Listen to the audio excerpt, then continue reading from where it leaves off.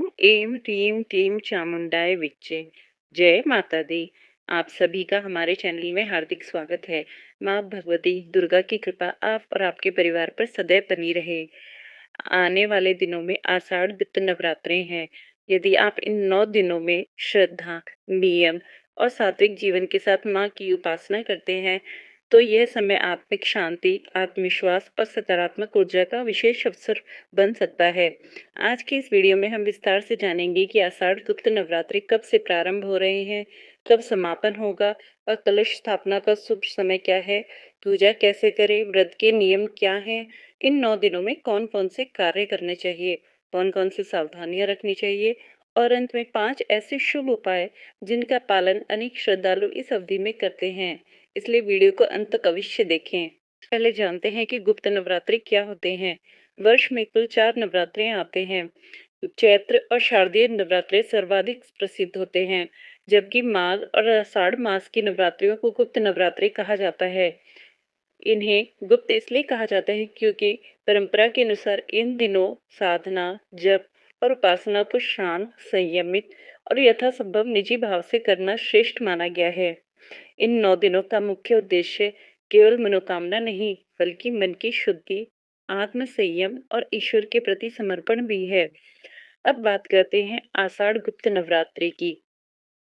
इस वर्ष 2026 में 15 जुलाई से नवरात्रों का प्रारंभ हो रहा है और इसी दिन प्रतिपदा तिथि पर घट स्थापना अथवा कलश स्थापना की जाएगी। 23 जुलाई को महानवमी पर्व मनाया जाएगा।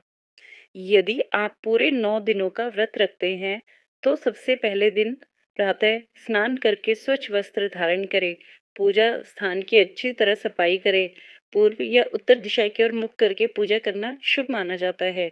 अब जानते हैं कलश स्थापना की सरल विधि। एक लकड़ी की चौकी पर लाल या पीला वस्त्र बिछाएं, उस पर माँ दुर्गा की प्रतिमा या चित्र स्थापित करें।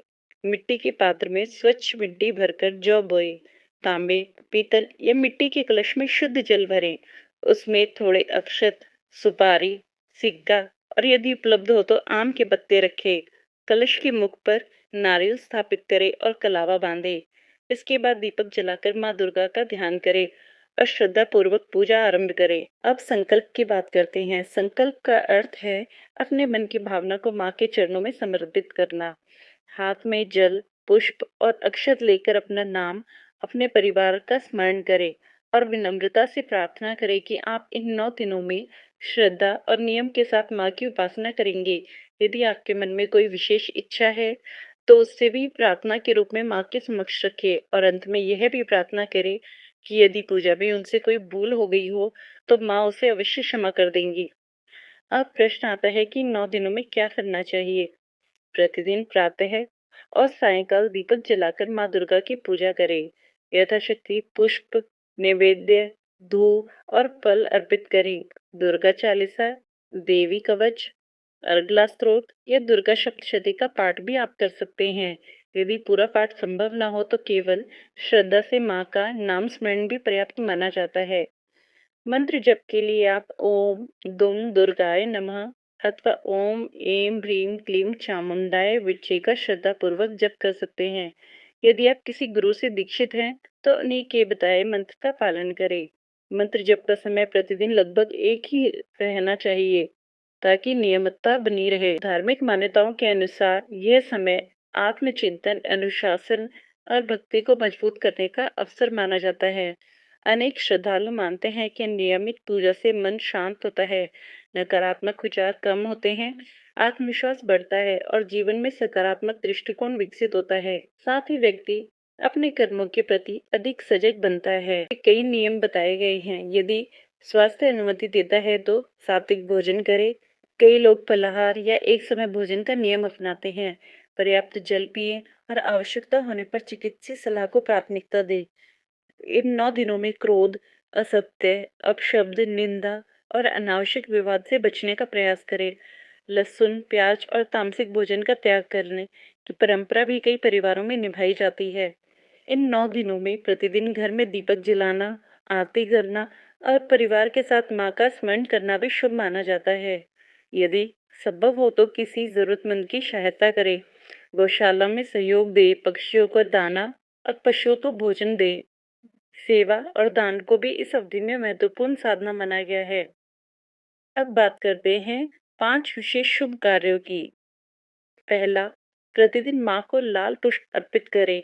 दूसरा, कुछ समय ध्यान और मंत्र जप अवश्य करें। तीसरा, अपनी सामर्थ्य के अनुसार गुप्त रूप से दान या सेवा करें। चौथा है, घर पे स्वच्छता, सकारात्मकता और नियमित आरती बनाए रखें। पांचवा है, अपने व्यवहार में विनम्रता रखें और किसी के प्रति कटुता या द्वेष न रखें। महानवमी के दिन विशेष पूजा की जाती है। अनेक परिवारों में अष्टमी पूजन तथा किसी परिवार में नवमी पूजन भी मनाया जाता है। और आप कन्या पूजन करते समय श्रद्धा पूर्वक उन्हें भोजन कराएं और उन्हें उचित सम्मान दें। इसके बाद विधि पूर्वक व्रत का पारण करें। अंत में केवल एक बात याद रखिए, पूजा का सबसे बड़ा उद्देश्य केवल कोई इच्छा मांगना नहीं, बल्कि अपने मन को निर्मल बनाना और जीवन में अच्छे विचार और अच्छे कर्मों को अपनाना भी है। इसलिए श्रद्धा, धैर्य और विश्वास के साथ इन 9 दिनों की साधना करें। माँ भगवती आप सभी के जीवन में सुख, शांति, उत्तम स्वास्थ्य और समृद्धि प्रदान करें। यदि आपको यह जानकारी उपयोगी लगी हो तो वीडियो को लाइक करें, अपने प्रियजनों के साथ साझा करें और ऐसे ही धार्मिक एवं ज्ञानवर्धक वीडियो के लिए हमारे चैनल को सब्सक्राइब करना ना भूलें। जय माता दी।